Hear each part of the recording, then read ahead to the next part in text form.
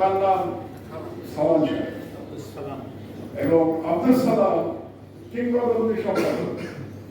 তিনি কিন্তু সরকারি চাকরি থেকে সম্পাদনে এসেছিলেন। আমাদের দেশে আবার এক ধরনের সম্পাদকরা আবার বাইরে থেকে সম্পাদকদের আসা পছন্দ করেন না, যেমন আমার সম্পাদক হওয়া অনেকেই পছন্দ করেন না। আজকে 20 বছর ধরে আছি মিডিয়াতে, এখন আর পছন্দ না করার পর্যায়ে বোধহয় পার হয়ে গেছে। তাহলে শেখ মুজিব তার যাত্রা শুরু করেছিলেন, স্বাধীন বাংলাদেশের যাত্রা শুরু করেছিলেন আব্দুল সালামের মতো কিংবদন্তি সম্পাদকের চাকরিচ্যুতির মাধ্যমে।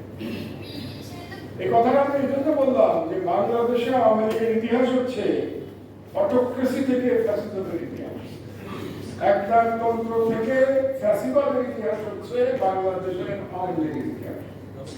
আমি অনেক বক্তৃতায় এর আগেও বলেছি, আজও বলি, কারণ খুব প্রাসঙ্গিক। শেখ মুজিবকে আমি দুভাগে ভাগ করি। একজন শেখ মুজিব পাকিস্তানি আমলের শেখ মুজিব, আর একজন শেখ মুজিব স্বাধীন বাংলাদেশের শেখ মুজিব। আমার কাছে স্বাধীন বাংলাদেশের শেখ মুজিব ফ্যাসিবাদের আইকন। ফ্যাসিবাদের নিয়ম হচ্ছে তাদের একটা আইকনের প্রয়োজন হয় ফ্যাসিবাদকে লেজিটিমাইজ করার জন্য। এবং আপনারা দেখবেন বাংলাদেশে যারা আওয়ামী লীগ পুনর্বাসনের চেষ্টা করে যাচ্ছে মহান জুলাই বিপ্লবের পর থেকে, তারা সবসময় শেখ মুজিবকে শেখ হাসিনার থেকে পৃথক করবার চেষ্টা করছে।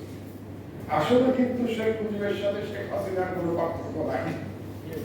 কেন নাই এটা বুঝতে পারবেন যে শেখ মুজিব ক্ষমতায় ছিলেন 3.5 বছর, হাসিনা ক্ষমতায় ছিলেন 15 বছরের অধিককাল, তার আগের 5 বছর ধরলে 20 বছরের অধিককাল, দীর্ঘতম সময়। শেখ মুজিব যদি 20 বছর সময় পেতেন, হাসিনাকে ফ্যাসিবাদ শিখিয়ে দিতেন।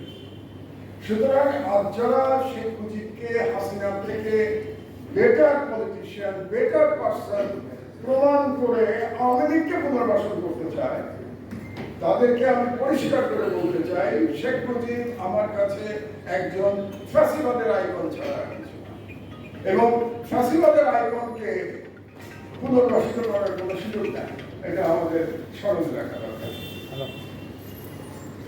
এবং আপনারা জানেন শেখ মুজিব আমাদের শুধু আব্দুল সালাম নয়।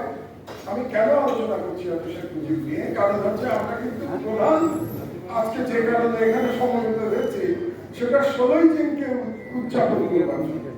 এবং 16ই জুন হচ্ছে জাতির কাছে শেখ মুজিবের উপহার। এবং সেই উপহার কি? জনগণের গণতান্ত্রিক অধিকার ছিনিয়ে নেওয়ার উপহার এবং আমাদের স্বাধীন কণ্ঠস্বর রুদ্ধ করে দেওয়ার উপহার। আমাদের স্বাধীনতা ছিনিয়ে নিয়েছিলেন এবং মানবাধিকার ছিনিয়ে নিয়েছিলেন। মানে যতগুলো দুষ্কর্ম সেগুলো শেখ হাসিনা করেছে 15 বছরে, তার শুরুটা শেখ মুজিব করেছিলেন 72 থেকে 75-এর মধ্যে। আজকে আমরা র্যাব নিয়ে কথা বলি, রক্ষী বাহিনী ভুলে যাই কেন? র্যাব তো রক্ষী বাহিনীর পিতা, এটা রক্ষী বাহিনী হচ্ছে র্যাবের পিতা, এটা ভুলে যাওয়ার কোনো সুযোগ নেই তো আমাদের। আমরা যারা বয়োজ্যেষ্ঠ, আমি ভাইয়ের মতো এবং আমাদের মতো, আমি তখন বুয়েটের ছাত্র, এই শেখ মুজিবের পুরোটা আমল আমি বুয়েটে পড়াশোনা করি, কাজে তার কীর্তিকলাপ, তার পান্ডাদের কীর্তিকলাপ তো আমি দেখেছি। আমি তো দেখেছি শেখ মনি কিভাবে একটা উর্দু পত্রিকার বিল্ডিং দখল করে বাংলা বাড়ি বানিয়ে ফেলেছে। এগুলো আমাদের দেখা, তো এই ইতিহাসগুলো বলা দরকার, আজিজ ভাইদেরও একটু বলা দরকার এই ইতিহাসগুলো। কারণ আমরা যখন চলে যাওয়ার সময় চলে এসছে, চলে গেলে এই ইতিহাসগুলো আপনারা জানবেন না। আপনারা অনেকে হয়তো জানেনই না যে শেখ মুজিবের পত্রিকা আর শেখ মনির পত্রিকা শুরু হয়েছিল পত্রিকা দখল করার মাধ্যমে। তো এগুলো আমাদের জানানো উচিত। তো এবং বাবা এবং মেয়ে আর একটা মিল দেখুন, তাদের সময় সর্বদা মিডিয়া চাটুকার তৈরি কারখানায় পরিণত